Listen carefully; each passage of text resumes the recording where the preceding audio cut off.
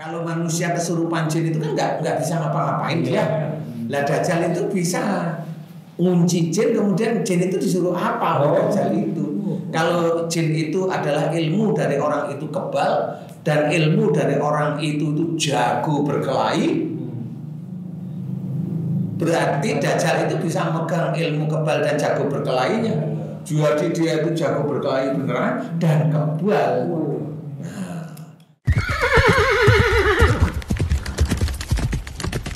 Bismillahirrahmanirrahim. Assalamualaikum warahmatullahi wabarakatuh. Waalaikumsalam warahmatullahi wabarakatuh. Sahabat beriman dimanapun berada, kita jumpa lagi di Ustadz Danu Official Channel bersama saya Tung, dan tentunya saya sudah bersama dengan guru kita semua, Pak Ustadz Danu. Assalamualaikum Pak Ustadz. Waalaikumsalam warahmatullahi wabarakatuh. Sahabat beriman, saya juga ditemani oleh sahabat-sahabat kita. Ada Bang Haji J. Assalamualaikum Bang Haji. Waalaikumsalam warahmatullahi wabarakatuh. Ada Mas Eko juga. Assalamualaikum Mas Eko. Waalaikumsalam warahmatullahi wabarakatuh. Sehat ya Mas Eko. Alhamdulillah. Sahabat beriman,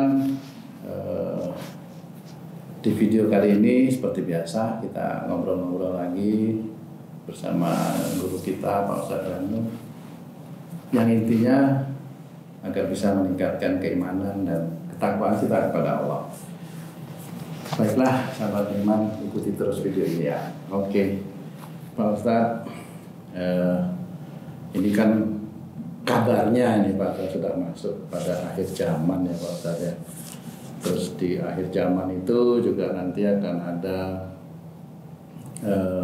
Dajjal yang akan turun, seperti itu Pak Ustadz ya. Setelah Tuhan insya Allah. Setelah Tuhan Pak Ustadz ya. Setelah Tuhan. Jadi Dajjal yang asli Setelah Tuhan itu ada Dajjal yang asli turun guys. Nah, sebenarnya Dajjal itu nanti dia akan turunnya seperti apa? Ataukah mulai sekarang ini sudah ada Dajjal yang masuk atau yang turun ke bumi untuk mengacaukan umat manusia seperti itu Pak? Sebenarnya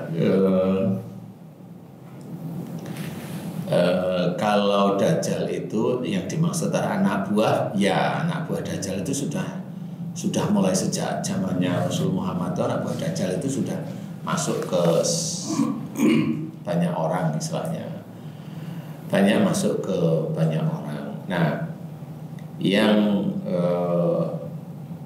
saat ini Dajjal itu masuk bukan karena dia disuruh sama bosnya yang memang hanya ada pada saat Tuhan besok, bukan seperti itu.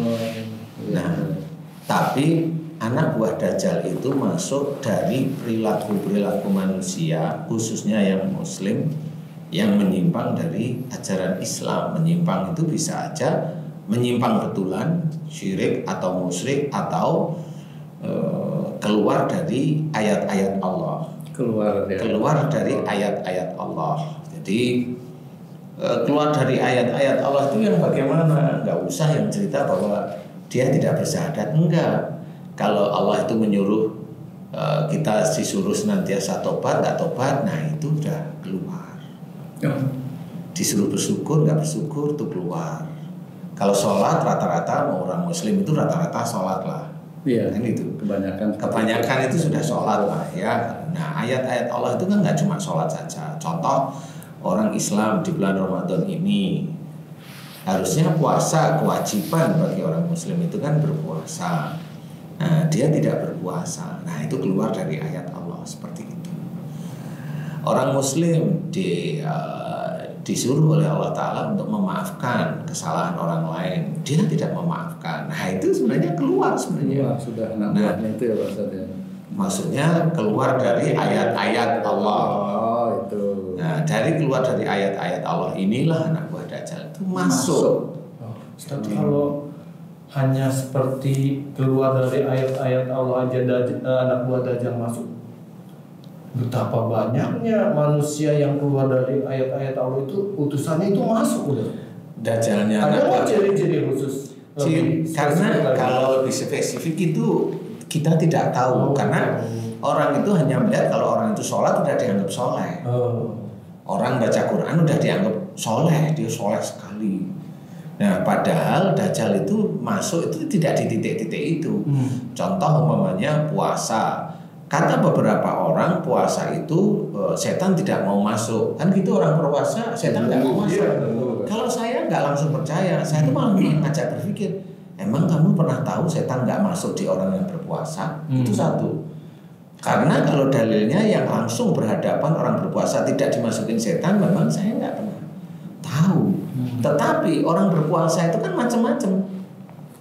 Nah, masuknya setan itu melalui hal yang dia itu tidak berkaitan secara langsung dengan puasa, yaitu dengan nafsunya dia sendiri. Gitu. Jadi nafsu itu setan masuk sebenarnya. Itu. Jadi nafsu itulah setan masuk. Walaupun dia berpuasa. Nah, disinilah tidak pernah paham. Jadi tidak bisa kalau setan itu ada orang berpuasa, enggak udah dia berpuasa, enggak ada itu kayak gitu. Itu enggak ada yang seperti itu. Setan itu tidak akan diketahui oleh siapapun, termasuk saya enggak pernah tahu setan itu masuk atau tidak masuk, saya tidak tahu. Tetapi kalau yang namanya berhubungan dengan nafsu, itu pasti masuk, udah otomatis masuk. Namanya orang berpuasa, kemudian orang ini naik kendaraan diselip. Kemudian dia marah-marah padahal berpuasa. Nah, itu masuk di titik itu. Di titik itu. Kemudian orang berpuasa, dalam suami istri berpuasa. Kemudian dia masih ada emosi itu setan masuk di titik itu. Jadi setan di belenggunya itu gimana itu ya? Setan di belenggu itu kan sebenarnya harus diketahui bahwa yang di belenggu itu nafsunya setan sebenarnya. Nafsunya setan yang sebenarnya itu dari kita. Jadi nafsunya kita yang berhubungan langsung dengan setan itulah yang harus dibelenggu, insya Allah seperti itu. Nah, Dajjal itu sendiri nggak akan tahu orang kemasukan Dajjal kecuali orang yang sudah ngomong aku Dajjal. Nah, di situ baru kita ketahui. Kalau orang biasa nggak ketahui, kayak umumnya Ustadz Asep umumnya. Ustadz Asep kan sudah mulai belajar bagaimana ketauhidan, bagaimana harus mempelajari ayat. Satu ayat harus dikerjakan, satu ayat dimengerti dikerjakan, satu ayat dimengerti dikerjakan.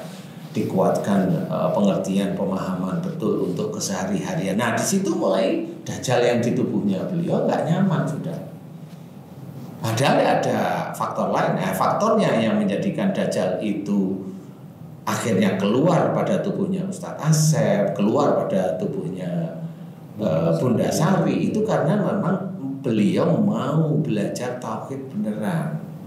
Sehingga Dajjal yang di dalam itu nggak nyaman, tidak betah sebenarnya, sehingga dia akan keluar dalam bentuk makian, keluar seperti itu. Padahal nggak ada santet di tubuhnya Ustadz Asep, kan gitu, nggak ada santet di tubuhnya Bunda Sari. Nah, itu mereka memang tidak betah karena apa? Karena keimanannya naik terus menerus. Jadi disitulah anak buah Dajjal itu nggak betah dia nggak betah, udah nggak nyaman di tubuhnya Ustadz Asep, sehingga keluarlah akhirnya Dajjal tersebut gitu. Jadi kalau jin nggak berani dia ngomong Dajjal. Kalau ada jin dia ngomong aku Dajjal, berarti jin itu ditumpangi oleh Dajjal. Jadi seperti itu. Jadi bisa aja jinnya yang ngomong tapi ditumpangi sama Dajjal. Kalau istilahnya ditumpangi itu gimana? Kan ada orang kesurupan. Orang kesurupan itu orang ditumpangin jin. Nah, cara numpangin jin ke orang sehingga kesurupan itu macam-macam. Ada orang lewat daerah tertentu yang angker ketumpangan. Ini nggak harus masuk dia. Dia hanya ketumpangan aja. Dia kesurupan. Ada juga orang yang kesurupan dimasukkan sengaja. Tapi itu sengaja dimasukkan jin itu oleh orang lain, yaitu sihir. Nah, yang susah itu adalah kalau orang itu kena sihir, karena udah di dalam berarti ada mantra pengikatnya. Ini susah. Ini juga sama. Nah, kenapa orang itu kena sihir? Karena memang orang itu pasti melakukan kesalahan dan dosa, pasti.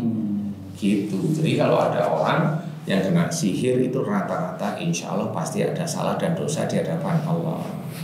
Pasti. Tapi bukan berarti orang yang tidak kesurupan atau tidak kena sihir itu tidak ada dosa. Tidak bisa seperti itu. Paling nggak dosa terhadap orang lain, sehingga orang lain memberikan tetap sihir. Bisa, atau memang orang-orang tersebut memang tidak berhubungan langsung dengan orang yang biasa melepas sihir. Umpamanya pendakwah ini kan jarang, kecuali pendakwah di tempat-tempat daerah tertentu dikerjain itu biasanya. Ya. Nah itu bisa kena sihir, bisa kena akhirnya perutnya mules atau bagaimana, banyak hal. Nah, anak buah Dajjal itu masuk melalui perilaku manusia muslim yang menyimpang dari ajaran Allah. Tidak mau menerima ayat Allah, Dajjal pasti masuk. Nah, kriteria ini sebenarnya banyak. Yang harus kita ketahui adalah bagaimana, ada nggak di tubuh kita ada Dajjal nggak. Nah di situ adalah bagaimana kita mau mengerjakan ayat-ayat Allah, sunnah-sunnah Rasul, dan juga hadis itu betul dalam kehidupan sehari-hari. Contoh umpamanya kita disuruh oleh Allah Ta'ala, lintalahum, lemah lembutlah kamu kepada mereka. Tapi kita sehari-hari nggak mau lemah lembut. Ada yang ngomong, ini kan budaya kami. Ya enggak. Agama itu tidak begitu dengan budaya. Wong sebenarnya bisa kok lemah lembut kan gitu ya. Nah kalau dia tidak mau lemah lembut dan meyakini yang kasar-kasar itu halal-halal aja, ya Dajjal ada di titik itu. Siapapun orangnya, walaupun dia dakwah sama sebenarnya. Itu bisa berhubungan dengan pasukan Dajjal yang nanti di akhir zaman ini nggak Pak Ustaz itu? Bisa, insya Allah bisa. Jadi pasukan Dajjal, kriteria pasukan Dajjal itu memang sudah istilahnya itu udah ada nasnya. Jadi pasukan Dajjal itu umpamanya ada 70.000 pasukan Dajjal dari Israel umpamanya. Nah ini bisa aja pasukan-pasukan yang lain dari anak buah Dajjal yang sudah ada di tubuhnya sudah masuk itu malah menjadi pasukan khususnya malah. Karena sudah masuk sejak lama. Nah pasukan dari anak buah Dajjal ini tidak menutup kemungkinan yaitu orang muslim sendiri. Jadi orang yang dia tidak sadar bahwa dianya sendiri itu mamanya orang muslim nih. Fitnah itu dilarang, menjelek-jelekan saudaranya dilarang, tapi dia melakukan. Itu fitnah walaupun dia itu umpamanya dakwah, tetapi dia memang memberikan fitnah kepada saudaranya, itu sudah disiapkan. Karena dosa demi dosa itu masuk ke dia semua, masuk ke anak buahnya. Pokoknya kalau dia menyebarkan di taklim, ya di taklimnya. Nah, tinggal nanti nunggu aja. Siapa yang betul-betul dia itu akan keluar dari rumah dan dia akan bergabung dengan anak buah Dajjal yang lain menjadi pasukan. Itu nggak bisa ditahan itu. Sama seperti orang kesurupan. Orang kesurupan itu kan ngamuk-ngamuk, siapa yang mau nahan? Iya. Seperti itu nggak bisa. Dan pasukan-pasukan Dajjal itu kriterianya nggak main-main. Jadi ada yang dilatih seperti tentara, ada. Tapi bukan Dajjalnya yang melatih, dia sendiri melatih. Jadi orang-orang itu jadi melatih. Orang-orang itu melatih dirinya sendiri seperti tentara yang nanti akan menghadapi orang-orang Muslim. Khususnya kalau umpamanya di Israel itu dia akan nantang pasukannya Al-Mahdi. Nah itu dia sudah mempersiapkan dirinya. Nah kalau itu masih bisa, perang itu masih bisa mana yang menang mana yang kalah kelihatan. Tapi bagi pasukan-pasukan Dajjal yang tertentu, nah ini yang bahaya, ini di titik ini. Pasukan Dajjal tertentu itu adalah pasukan Dajjal yang dia punya ilmu-ilmu duniawi yang cukup lumayan tinggi. Contoh ilmu kebal. Jadi ilmu kebal itu kan sebenarnya tidak diajarkan di dalam Islam. Nah, ilmu kebal inilah yang nanti juga akan dipergunakan oleh Dajjal. Orang yang punya ilmu kebal, kemudian dia selalu melanggar aturan-aturan dalam syariat Islam, nah itu nanti orang itu akan menjadi salah satu pengikut Dajjal. Jadi pasukannya juga mungkin? Iya. Jadi pasukan yang di mana? Kalau itu di Indonesia, yang di Indonesia juga iya. Secara otomatis seperti itu, Pak. Karena salah satunya umpamanya Dajjal itu muncul salah satunya ya itu di Khurasan. Khurasan itu di mana? Bisa aja di Malaysia, bisa aja di Brunei, bisa aja di Vietnam, bisa aja di Muangthai, di belahan dunia timur sebelah negara Arab, bisa aja di Indonesia. Nah, yang sering banyak ilmu-ilmu yang aneh-aneh itu di mana? Ya Indonesia itu yang terbanyak. Iya. Selain Syam, Iya, negeri Syam. ya, itu juga harus diketahui. Oh, berarti Dajjal itu bisa keluar dari Khurasan? Iya, bisa. Selain yang nanti akan membantu dari Al-Mahdi itu dari Khurasan juga. Iya, memang dari itu yang dimunculkan yang termasuk banyak dari pasukan Dajjal yang memang berilmu tinggi. Nah, itu bagi orang-orang yang sekarang ini banyak nih yang beredar nih, teman-teman ruqyah umpamanya, dia kan sering ruqyah ilmu-ilmu. Nah, itu bisa menjadi lawannya nanti. Oh, berarti lawannya pasukan Dajjal Ya, itu. bisa menjadi. Kan gitu ya. Bisa menjadi. Bisa menjadi itu kan ya, ini hanya perkiraan saya, bisa menjadi lawannya pasukan Dajjal. Karena kan teman-teman ruqyah itu kan katanya mengeluarkan jin, mengeluarkan ilmu. Nah, itu dicoba aja ngeluarin ilmu kebal bisa enggak umpamanya. Mengeluarkan ilmu santet bisa enggak? Mengeluarkan itu yang bagaimana gitu. Ya mengeluarkan, dikeluarkan, santet dikeluarkan dan orang itu sembuh. Mau berapa kali? Mau sekali, 2 kali, 5 kali, 10 kali, sembuh enggak dia? Kalau sembuh berarti insya Allah bisa. Kalau insya Allah bisa itu menjadi lawannya. Insya Allah ya saya nggak tahu ya. Karena yang berkutat yang memang ngurusi tentang sihir, ngurusi tentang ilmu itu kan teman-teman ruqyah itu kan banyak beredar di Indonesia ya, di mana-mana itu banyak. Nah, itu bisa menjadi salah satu lawannya, bisa menjadi salah satu lawannya. Tapi ingat loh ya, pasukan Dajjal itu juga ada yang kebal, ada juga yang punya ilmu kayak Nabi Sam'un. Samson. Ya, yang terkenal Samson lah namanya orang Barat itu kan Sam'un, itu kan susah jadi Samson. Yang kuat, ya, jadi dia kekuatannya di tangannya. Ya hati-hati. Nah, kalau bisa ya sebelum ini bisa aja semua ilmu-ilmu itu diruqyah semua kan gitu. Jadi biar besok itu lawannya nggak terlalu berat namanya. Tapi bisa memang berkuda nggak pakai pedang, nggak pakai ini, tapi pakai tangan. Lawannya naik kuda, kudanya diginiin, Bisa. langsung kepalanya putus, ya bisa aja.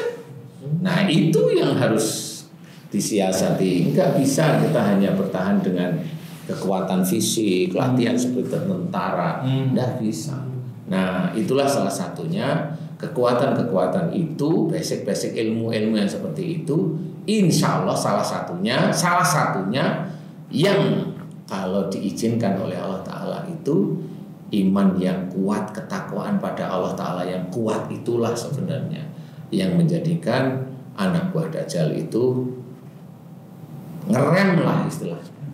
Karena kalau iman yang kuat kan betul-betul landasannya Allah. Jadi bukan sekedar main-main, betul-betul landasannya Allah. Nah, karakteristik anak buah Dajjal ini memang seperti itu, punya ilmu ini, punya banyak ilmu. Kebal itu pasti istilahnya. Kekuatan tangan, kekuatan tubuhnya itu insya Allah pasti. Maksud saya bukan berarti seperti Nabi Sam'un yang memang notabene tidak punya jamaah, tidak punya umat sebenarnya, itu ilmunya nurun ke orang-orang itu. Indah sih kalau ilmunya Nabi Sam'un memang itu dari Allah Ta'ala. Walaupun secara sekilas mirip dengan ilmunya orang-orang tersebut, tapi tetap beda. Beliau Nabi Sam'un itu atau orang Barat atau kita yang sering dengar itu Samson, itu memang ilmunya dari Allah Ta'ala. Sama seperti Nabi Daud yang bisa menjadikan besi, itu kan dari Allah aja.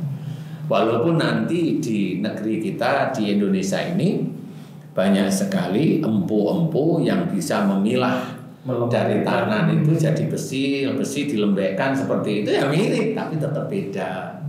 Ya kalau para empu itu dari makhluk atau dari jin, kalau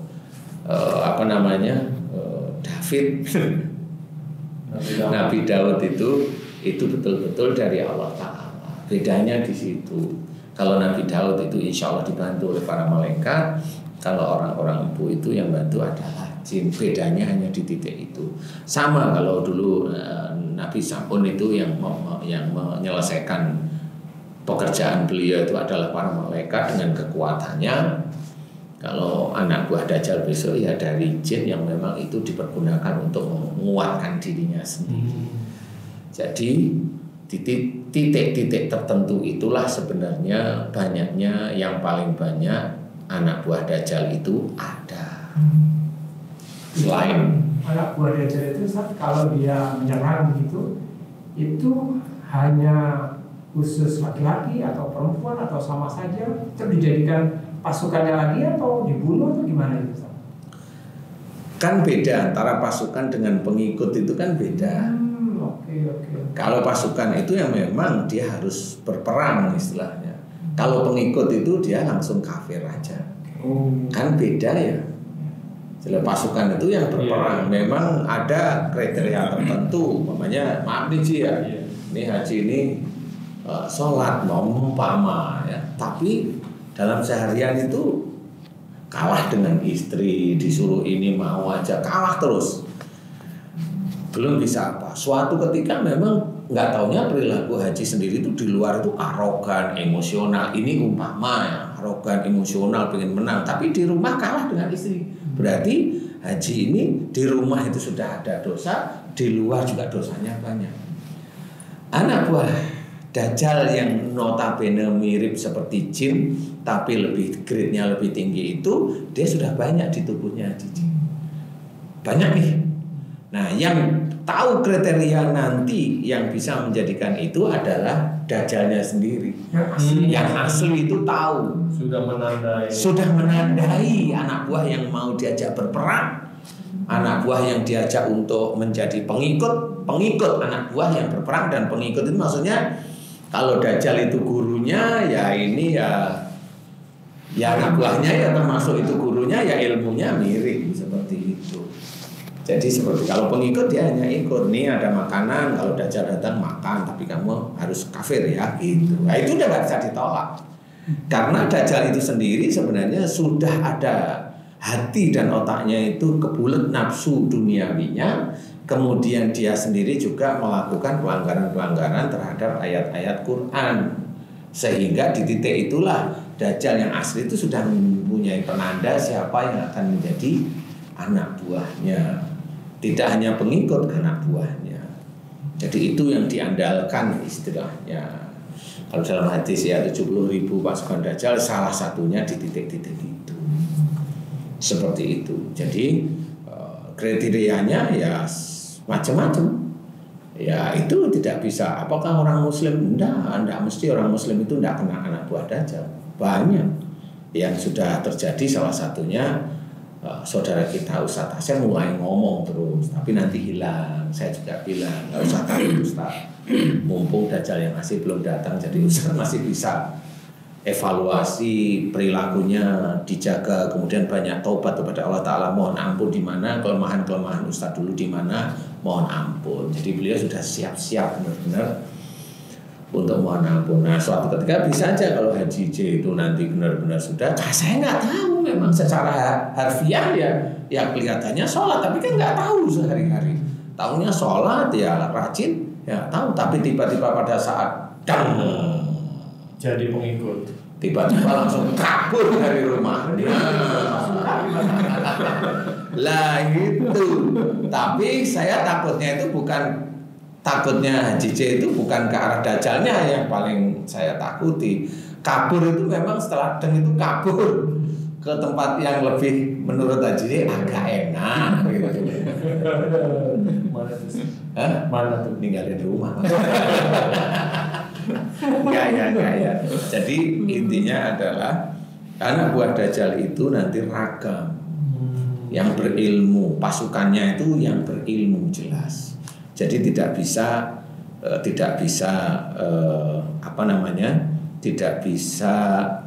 dia orang non muslim semua, enggak bisa seperti itu. Dan nanti 70.000 inilah yang nanti berperang dengan pasukannya Al-Mahdi awalnya itu, sebelum Dajjal yang asli bertemu dengan Isa al-Masih.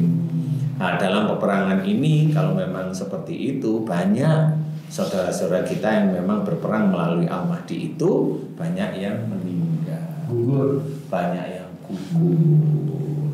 Di detik-detik itulah pasukan Panji Hitam itu muncul. Nah, ini yang itu akan menjadi kemenangan nanti demi kemenangan. Salah satunya insya Allah seperti ini. Jadi pasukan Dajjal bisa ditumpas, kemudian Dajjalnya sendiri barangkali udah frustrasi, harinya sudah mendekati, ya dia akan ketemu dengan Isa al-Masih. Seperti itu insya Allah. Pasukan Dajjal bisa ditumpas karena lawannya atau pasukan Panji Hitam itu mempunyai ketauhidan tinggi, berarti Ketauhidan yang tinggi. Jadi di titik itu senjatanya itu tauhid ya? Senjata dia itu tauhid insya Allah. Insya Allah seperti itu. Siapa tahu gambarannya hitam-hitam ya, siapa tahu ya, kali ya, dan kondisi-kondisi seperti itu kan ya, kita tidak tahu. Tapi itu kali memang sudah dinaskan oleh Allah Ta'ala, sehingga pasukan Panji Hitam yang saat ini barangkali sudah atau belum ada itu ya, beliau sudah mencoba untuk mempersiapkan diri, bukan untuk perang, untuk menguatkan tauhidnya. Jadi bukan untuk perang, karena perang itu kan nas dari Allah Ta'ala. Jadi beliau pasti tahu lah yang seperti itu. Insya Allah seperti itu kurang lebihnya. Walau alam ya. Jadi masih belum kelihatan ya saya. Maksudnya ada yang bilang dari Afghanistan seperti begitu. kalau ada yang bilang Afghanistan, malah saya nggak yakin ya. Saya nggak yakin kalau bilang Afghanistan ya, karena pasukan itu memang dia bekerjanya memang menurut amanah dari Allah Ta'ala. Jadi menurut SK-nya, kalau memang belum bergerak ya belum bergerak. Kayaknya seperti itu. Kalau sudah bergerak, ya pasukan Dajjal sudah selesai semua pasti. Ya, kalau mamanya sudah ada dan itu tidak ada SK barangkali, ya nggak bergerak, karena memang beliau, menurut saya beliau hanya patuh pada perintah Allah. Jadi seperti itu, makanya nanti banyak yang gugur pada saat perang melawan anak buah Dajjal itu. Saudara-saudara kita nanti banyak yang gugur, khususnya yang di kelompoknya Al-Mahdi, salah seperti itu. Nanti ada kelompok Al-Mahdi misalnya, nanti ada pasukannya Dajjal, pasukannya Nabi Isa ada juga Ustaz. Apa? Pasukannya Nabi Isa. Ya, kalau Nabi Isa kan relatif tidak diceritakan punya pasukan. Atau bergabung dengan Al-Mahdinya mungkin gitu Pak Ustaz. Ya insya Allah, tetapi tidak secara langsung, karena Nabi Isa kan menangani Dajjalnya sendiri, langsung menangani Dajjalnya sendiri. Jadi juga Nabi Isa akan diturunkan kalau Dajjalnya sudah mau mengobrak-abrik beneran. Jadi memang tidak diturunkan pada saat Tuhon ini, ya belum diturunkan barangkali. Jadi semuanya itu tergantung SK sebenarnya. Keputusan dari Allah Ta'ala. Jadi nggak bisa ini. Dan itu juga untuk menguji orang-orang Islam yang lain sebenarnya. Itu kan penguji juga. Mamanya kalau mau berperang dengan Al-Mahdi, nah tujuannya apa? Tujuannya itu mau menang atau mau mati, atau pingin mati syahid menurut perkiraan mereka. Kalau mereka hanya perang pinginnya mati syahid, ya nggak akan dapat syahidnya. Nggak dapat syahidnya, wong dia hanya pengen mati syahid. Pengen mati syahid itu kan otaknya. Apa yang dilakukan belum tentu, dia hanya teriak-teriak aja Allahu Akbar, dipenggal kepalanya ya mati, wong dia nggak bisa angkat pedang. Karena hanya pengen mati aja di medan pertempuran seperti itu. Nah itu juga jangan, kalau memang nanti mau jadi, mamanya siapa tahu ada yang mau jadi pasukannya Al-Mahdi umpama, itu ya jangan seperti itu. Ya memang betul-betul perang itu maunya menang. Perang itu niatnya bismillahnya itu ya memang karena Allah dan maunya menang kalau bisa. Bukan niatnya malah mau mati syahid begitu. Lah perang nggak mau mati ya di rumah aja lah, kan gitu aja kalau saya. Ngapain? Iya. Berarti Ustaz, kalau pasukan Dajjal ada di Arab, ada di Israel, atau ada di Khurasan, berarti juga pasukan Al-Mahdi bisa jadi ada di situ juga ya Ustaz? Kalau pasukan Al-Mahdi, walau alam ya, kalau pasukan Al-Mahdi kan paling tidak itu ada beriringan dengan beliau Al-Mahdi pasti. Kalau di luar kan ngaku-ngaku. Lah musuhnya mana kan nggak ngerti. Karena Ustaz, sekarang kan banyak yang ayo persiapan kita mau bergabung dengan pasukan Al-Mahdi yang ada di daerah Arab. Boleh, tapi udah kenal belum sama Al-Mahdinya? Seperti apa? Seperti apa? Itu Al-Mahdi beneran atau orang-orang mengaku? Yang selama ini yang saya ketahui Al-Mahdi itu belum memunculkan diri beliau. Belum memunculkan diri beliau setahu saya. Apakah Al-Mahdi itu juga diketahui oleh utusan-utusan Dajjal? Tahu. Kalau tahu dia pasti mengenal Bang. Karena di ramalan kalah sama Al-Mahdi. Makanya saya tadi cerita Al-Mahdinya insya Allah aman. Anak buahnya kan saya bilang anak buahnya yang gugur. Anak buahnya. Kan gitu. Memang bisa aja Al-Mahdi itu memang sudah diciptakan oleh Allah Ta'ala. Bagaimana pedangnya, bagaimana kendaraannya, kan memang sudah disiapkan untuk menang. Tapi yang menang yang bagaimana? Atau akan Al-Mahdi sendiri ngobrak-ngabrik pasukan Dajjal? Enggak juga, karena dalam hadis ada memang salah satu pasukan, yaitu Panji Hitam itu istilahnya. Jadi memang bergabung. Istilahnya itu kalau pasukan Panji Hitam itu, kalau saya mikir-mikir ya, saya amati itu kesannya kayak pasukan yang menyusup dan muncul dan perang selesai hilang kayak gitu sepertinya. Berarti pasukan Panji Hitam itu pasukan yang ditakuti oleh utusan-utusan atau pasukannya Dajjal. Utusan itu beda. Kalau utusan itu bahasa ininya malaikat sih. Kalau Dajjal itu anak mana nih? Pasukan Panji Hitam itu ditakuti oleh anak buah atau pasukan Dajjal. Bisa aja. Berarti dari sekarang dia sudah telik sandi nih, mana nih pasukan Panji Hitam nih untuk diselidiki. Apa begitu? Bisa, tapi kalau Dajjal kan bisa aja seperti itu, karena kayak negara aja kan punya telik sandi ya, kira-kira itu mau makar apa enggak itu kan sebenarnya punya telik sandi lah. Dajjal juga sama, apalagi anak buah Dajjal itu kan nggak terlihat. Dan anak buah Dajjal itu bisa menguasai jin, bisa menguasai ilmu seseorang, bisa menguasai emosi seseorang. Nah, bisa menguasai jin, bisa memerintah jin berarti. Bisa, itu kalau manusia kesurupan jin itu kan nggak bisa ngapa-ngapain dia. Lah Dajjal itu bisa ngunci jin, kemudian jin itu disuruh apa oleh Dajjal itu. Kalau jin itu adalah ilmu dari orang itu kebal dan ilmu dari orang itu jago berkelahi, berarti Dajjal itu bisa megang ilmu kebal dan jago berkelahinya. Jadi dia itu jago berkelahi beneran dan kebal. Nah, itu bisa dibayangkan sebenarnya. Makanya kalau bukan tauhid yang tinggi itu sulit menurut saya itu. Karena kalau tauhid itu pasti yang jaga hanya Allah, bukan jin, hanya Allah. Nah di titik itulah nanti kekuatannya orang-orang yang tauhidnya tinggi.